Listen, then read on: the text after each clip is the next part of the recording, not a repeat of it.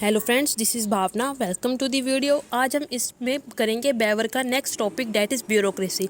Okay, bureaucracy का topic start करने से पहले हम पीवाईक्यू देख लेते हैं कि किस तरह से जो है क्वेश्चन पूछे गए हैं इस टॉपिक से।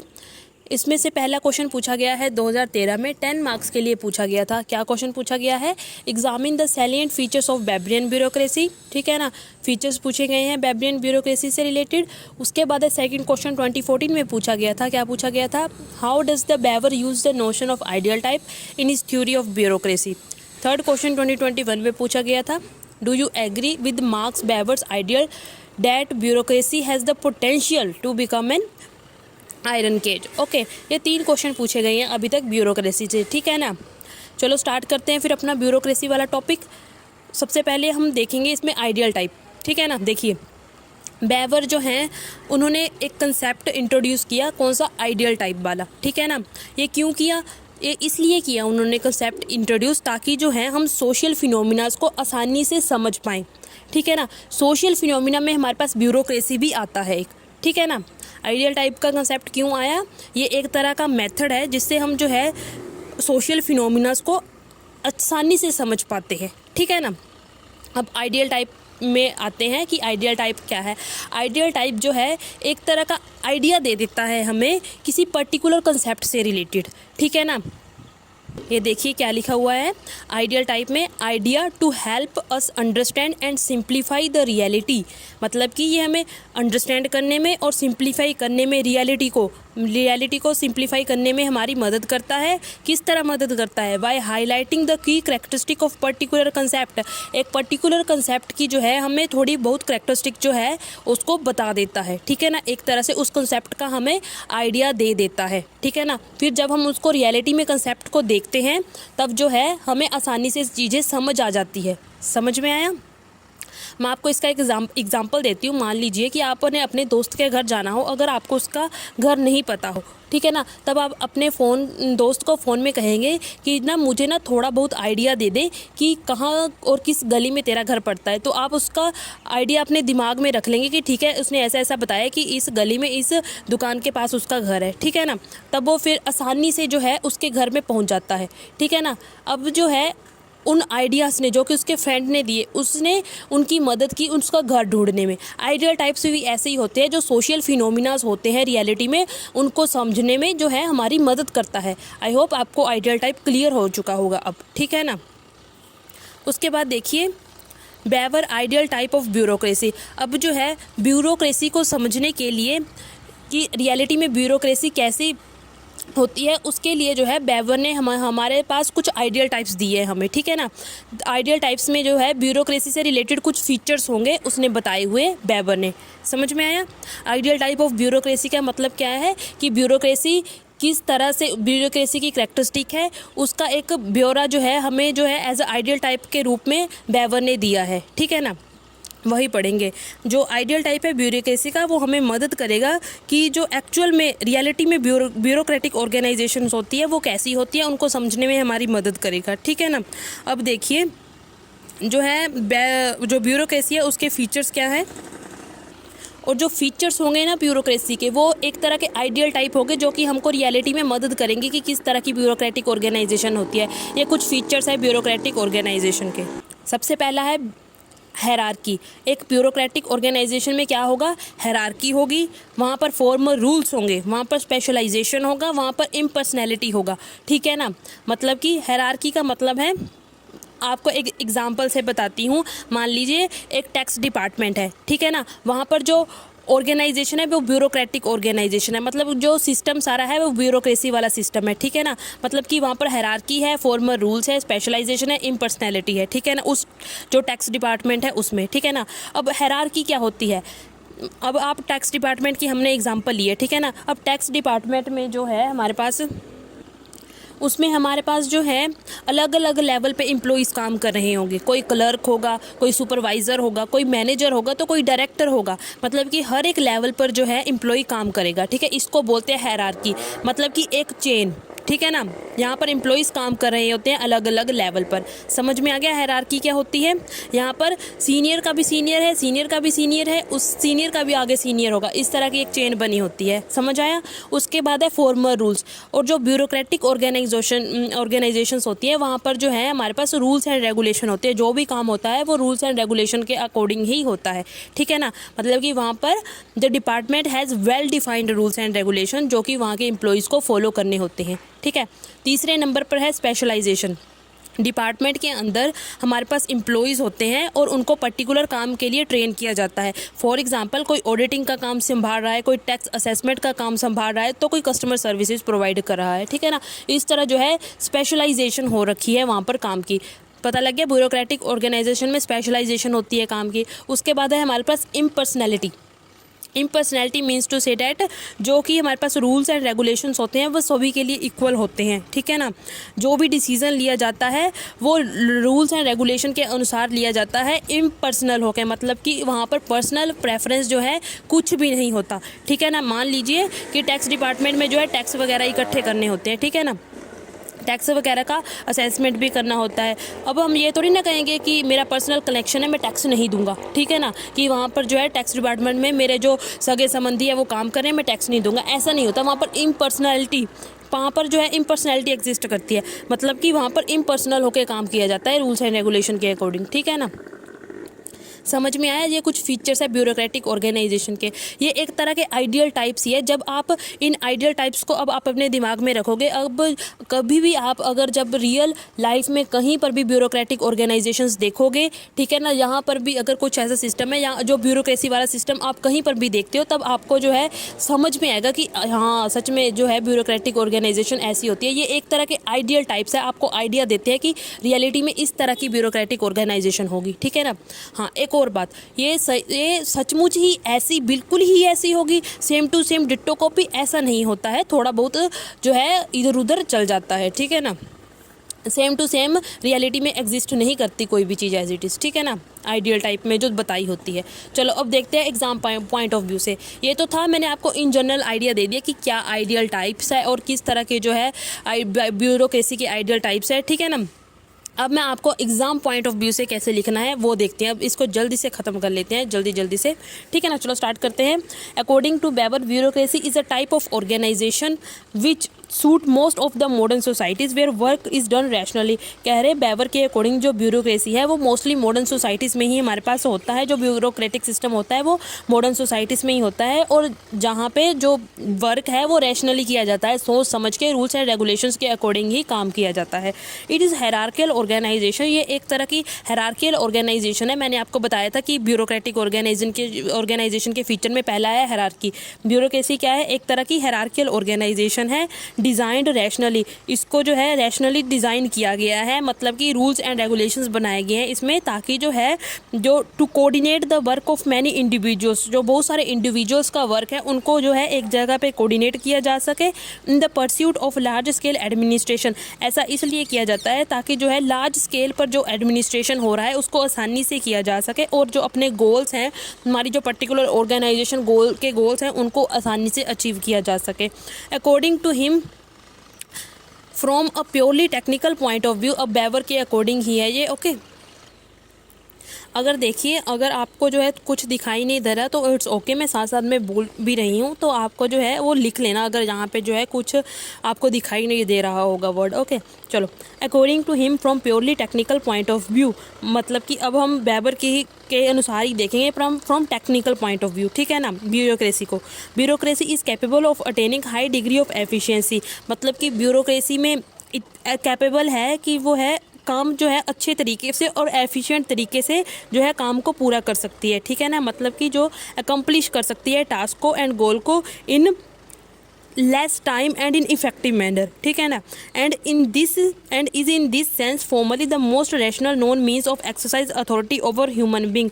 इसके जो बेवर के अकॉर्डिंग ये क्या है, एक मोस्ट रैशनल मीन्स है जिससे कि जो है हम जो मोस्ट ऑफ मतलब कि जो लोगों को अच्छे तरीके से, जो पीपल जो काम कर रहे हैं उस पर्टिकुलर ऑर्गेनाइजेशन में, उसको उनको अच्छे तरीके से मैनेज कर सकेंगे और उनको अच्छे तरीके से कंट्रोल कर सकेंगे। It is superior to any other form in precision. कह रहे बाकी जितने भी हमारे पास सिस्टम है उनमें सबसे सुपीरियर है ब्यूरोक्रेटिक सिस्टम, ठीक है ना। It is superior to any form in precision, in stability, in stringency of its discipline. मतलब कि जो ब्यूरोक्रेसी होती है वहाँ पर डिसिप्लिन ज़्यादा होता है। इन इट्स रिलायबिलिटी, ठीक है ना, इन सभी में जो है ये सुपीरियर है बाकी सिस्टम से। इट इज़ दस make possible a particularly high degree of calculability of result for the head of the organization and for those acting in relation to it। means to say that कि जो है अब जो इतने अच्छे तरीके से इसको मैनेज किया जाता है, मतलब ब्यूरोक्रेसी में इतने अच्छे तरीके से मैनेज की जाती है कि हम जो है जो आउटकम होगी, ठीक है ना, जो हमारी आउटकम्स होती है वो इजीली कैलकुलेट हो जाती है या हम उसको प्रेडिक्ट कर सकते हैं। टैक्स डिपार्टमेंट में ही देख लो कि हम जो है वहाँ पर अगर ब्यूरोक्रेसी वाला सिस्टम काम कर रहा है तो हम आसानी से प्रेडिक्ट कर पाएंगे कि इस ईयर में इतना तो रेवेन्यू आएगा ही आएगा टैक्स से, ठीक है ना। इट इज़ फाइनली सुपीरियर मतलब कि क्या है, ये सुपीरियर है both in intensive efficiency and in scope of its operation. मतलब कि ये हैंडल कर पाती है वाइड रेंज ऑफ टास्क भी, और एफिशिएंसी के अनुसार, ये दोनों के अनुसार ही क्या है superior in terms of efficiency and in scope of its operation. मतलब कि मल्टीपल टास्क कर ईजिली हैंडल कर पाती है ये। And is formally capable of application to all kind of administrative task. मतलब कि हम जो है इसको अप्लाई कर सकते हैं, ब्यूरोक्रेटिक सिस्टम को अप्लाई कर सकते हैं, मतलब कोई भी एडमिनिस्ट्रेटिव टास्क के लिए, ठीक है ना। उसके बाद देखिए, Weber distinguish the ideal typical of bureaucracy from the ideal typical bureaucrats. Weber ने जो है जो ब्यूरोक्रेसी और ब्यूरोक्रेट्स में थोड़ा डिफरेंस बताया है। उन्होंने बोला है he conceived bureaucracy as a structure and bureaucratic position within those structure. उन्होंने बोला है कि जो ब्यूरोक्रेसी है उसको एज अ स्ट्रक्चर बताया है कि ब्यूरोक्रेसी एक स्ट्रक्चर है और एक सिस्टम है, और उस सिस्टम के अंदर जो काम करते हैं वो ब्यूरोक्रेट्स हैं, ठीक है ना। इस तरह जो उन्होंने ब्यूरोक्रेसी और ब्यूरोक्रेट्स को डिफरेंस किया है। According to Tony Water and the Dagmar Water in their Weber rationalism and modern society. ये बुक है किसकी, टोनी वाटर और डैगमर वाटर ने बताया है, इन जो उनकी बुक होगी शायद ये वाली, Weber rationalism and modern society, new translation, politics, bureaucracy and social stratification 2015। Weber specify करते हैं certain typical elements associated with the bureaucracy. उन्होंने जो है कुछ एलिमेंट्स जो कि ब्यूरोक्रेसी के साथ एसोसिएट है वो उन्होंने अब बताया है हमें कौन कौन से एलिमेंट्स जो है ब्यूरोक्रेसी के साथ एसोसिएटेड है, ठीक है ना। देखिए, bureaucracy work on the basis of written legal rational rules, ठीक है। जो हमने पीछे की फीचर्स पढ़े हैं कुछ वही सेम टू सेम, थोड़े अलग होंगे बाकी सेम ही है, ठीक है ना। ये पेपर में ये वाले लिख के आने हैं, वो तो मैंने आपको जनरल समझने के लिए बताए थे, ठीक है ना। अब कोई आइडियल टाइप है तो उसके फीचर्स तो होंगे, आइडियल टाइप ऐसे नहीं बनता, उसमें एलिमेंट्स होते हैं, ठीक है ना। अब ब्यूरोक्रेसी के एलिमेंट्स है वही जो आइडियल टाइप में लिखे जाएंगे, जो हमने पीछे की फीचर्स पढ़े, ठीक है। अब देख लीजिए यहाँ पर जो है ब्यूरोक्रेसी के elements. Bureaucracy work on the basis of written legal rational rules. Bureaucracy किस पर काम करती है, रूल्स के, ठीक है ना। वहाँ पर कुछ रूल्स एंड रेगुलेशंस होते हैं ब्यूरोक्रेटिक सिस्टम में। There is a hierarchy of official in the authority. मतलब कि हायरार्की होती है, हमने पढ़ा था पीछे। Work is specialised in bureaucracy and staff is trained accordingly. Work specialised होता है और स्टाफ को उसी के अकॉर्डिंग क्या किया जाता है, ट्रेन किया जाता है। Bureaucratics are permanent and paid and they have to work overtime. जो ब्यूरोक्रेट्स होते हैं वो परमानेंट होते हैं and paid them and have to work overtime. उनको उनके काम के लिए पे भी किया जाता है, उनको सैलरी वगैरह भी मिलती है और उनको ओवर टाइम भी काम करना पड़ जाता है। Office work is vocation for bureaucrats and they are expected to do their work honestly. जो हमारे पास ब्यूरोक्रेट्स होते हैं उनको जो है उनसे आशा की जाती है कि वो अपना काम ऑनेस्टी से करें। The incumbent is not allowed to appropriate the position. राजा का बेटा राजा नहीं बनेगा ब्यूरोक्रेटिक सिस्टम में। जो कि डिजर्वेबल होगा वही जो है क्या करेगा, वही जो है उस पोजीशन को ऑक्यूपाई करेगा। मतलब इनकम्बेंट जो सिस्टम है वो यहाँ पर इनकम्बेंसी जो है अलाउड नहीं है, ठीक है ना। Position always remained part of the organisation. मतलब कि जो पोजीशन है वो ऑर्गेनाइजेशन का पार्ट ही रहेगी हमेशा ही, ठीक है ना। Administrative act as a position means to say, ऊपर देखिए पोजीशन का मतलब है अगर पर्टिकुलर जैसे हमारे पास ऑर्गेनाइजेशन सिस्टम है उसमें क्लर्क है वो एक पोजीशन है, ठीक है ना, वो ऑर्गेनाइजेशन का पार्ट ही रहेगी, ठीक है ना। इंडिविजुअल बदलते जाएंगे लेकिन पार्ट जो पोजीशन जो है वो वहीं की वहीं रहेगी। Administrative act decision and rules are formulated and recorded in writing. मतलब कि जो एक्ट्स वगैरह रूल्स वगैरह होते हैं उनको जो है रिकॉर्ड किया जाता है रिटर्न में, ठीक है, रिटर्न में उनको लिखा जाता है। This ideal type of bureaucracy is only approximated in reality. कह रहे जो आइडियल टाइप है ब्यूरोक्रेसी की is only approximated in reality, मतलब कि रियलिटी में एज इट इज़ एग्जिस्ट नहीं करेगी वो, मतलब कि अप्रोक्सीमेटली वैसी जैसी आइडियल टाइप में बताई गई होगी। आइडियल टाइप पता है ना आपको क्या है, आइडियाज़, ठीक है ना, ऐसे ही फीचर्स वगैरह बता दिए होंगे कि इस तरह की हो सकती है ब्यूरोक्रेसी, ठीक है ना। आइडियल टाइप समझ में आया है ना कि क्या होते हैं, आइडियाज़ होते हैं। The ideal type of bureaucracy is only approximated in reality, मतलब कि रियलिटी में वैसे ही ब्यूरोक्रेटिक सिस्टम होगा ये ज़रूरी नहीं है, थोड़ा थोड़ा वैसा हो सकता है, थोड़ा ज़्यादा भी हो सकता है, लेकिन डिट्टो वैसा नहीं होगा, ठीक है ना। बट बेवर आर्ग्यू डैट, लेकिन बेवर कहते हैं that bureaucracy in modern society, लेकिन जो ब्यूरोक्रेसीज है हमारी मॉडर्न सोसाइटी में, जो ब्यूरोक्रेटिक सिस्टम है, are slowly moving toward this pure type of organisation. लेकिन मॉडर्न सोसाइटी में जो हमारी ब्यूरोक्रेसी है ना वो प्योर टाइप ऑफ ऑर्गेनाइजेशन की तरफ बढ़ रही है, मतलब कि डिट्टो वाला काम जो है अब मॉडर्न सोसाइटीज़ में हो रहा है, जैसे आइडियल टाइप में है वैसा ही जो है आपको रियलिटी में देखने में मिल सकता है मॉडर्न सोसाइटीज़ में। बेवर हैड मैंने सारी लाइन बोल दी ना, ये वाली एक बार फिर बोल देती हूँ अगर रह गई हो, अगर आपको दिखाई ना दिया हो तो, ठीक है ना। Are slowly moving toward this pure type of organisation has technical superiority over other type of organisation, ठीक है ना। चलो आगे देखते हैं। Weber certain scepticism also about bureaucracy. अब जो है बेवर जो है बोलते हैं कि हाँ जो ब्यूरोक्रेसी है उसकी थोड़ी लिमिटेशंस भी हैं हमारे पास, ठीक है ना, उसको एक संदेह भरी नज़रों से देखते हैं। And despite it being most efficient type of organisation, Weber कहते हैं हाँ ये most efficient type of organisation है, लेकिन Weber foresaw it as a source of alienation of human being. Weber इसको as a source of alienation भी देखते हैं, ठीक है ना, कि इससे जो इंडिविजुअल है वो धीरे धीरे एलियनेट हो रहा है। He refer to it as a iron cage of rationality, वो बोलते हैं ब्यूरोक्रेसी को as a iron cage of rationality which makes human being slave of rationality, मतलब कि ये क्या करती है ब्यूरोक्रेसी, ह्यूमन बींग को क्या करती है, एक तरह का स्लेव बना लेती है रैशनैलिटी का। Who can not escape it as they get into addicted to it, मतलब कि जो इंडिविजुअल है वो रूल्स एंड रेगुलेशन में इतना घिर जाता है कि वो एज अ आयरन केज, मतलब कि उसको इसलिए आयरन केज बोला है, मतलब कि वो एक केज में फंस जाता है, ठीक है ना। रूल्स एंड रेगुलेशन का जो पिंजरा है इंडिविजुअल उसमें फंस जाता है, फिर उस पिंजरे से बाहर निकलना इंडिविजुअल के लिए मुश्किल हो जाता है। क्यों मुश्किल हो जाता है? क्योंकि जो इंडिविजुअल है वो उस जो पिंजरा है उसमें ही वो उसके लिए एडिक्टेड हो जाता है। कोई भी काम ले लो, अगर आप उसको लगातार करते जाएंगे तो आपको एक हैबिट बन जाएगी, धीरे धीरे फिर आप उसके एडिक्टेड हो जाओगे, ठीक है ना, आप उसी में ही मज़ा आने लगेगा, ठीक है ना, वही है, ठीक है ना। उसने ब्यूरोक्रेसी को बोला है आयरन केज ऑफ रैशनैलिटी, मतलब रूल्स एंड रेगुलेशन की एक आयरन केज है, मान लो एक पिंजरा है, which make human being slave of rationality, जो क्या करता है एक इंडिविजुअल को, ह्यूमन बींग को क्या बना लेता है, दास बना लेता है रूल्स एंड रेगुलेशन का, मतलब कि इंडिविजुअल उसी रूल्स एंड रेगुलेशन के अकॉर्डिंग काम करते हैं। Who can not escape it, और वो उस रूल्स एंड रेगुलेशन से कभी बाहर नहीं आ पाते, उस पिंजरे से भी बाहर नहीं आ पाते। क्यों? क्योंकि वो as they get addicted to it. His major fear was that the rationalism, उसका major fear क्या है, that the rationalization that dominate all the aspect of bureaucratic life was a threat to individual liberty and creativity, मतलब कि according to Weber जो bureaucratic life है, ठीक है ना, वाज अ थ्रेट, वो एक तरह से जो इंडिविजुअल की लिबर्टी और क्रिएटिविटी है उसको थ्रेट है।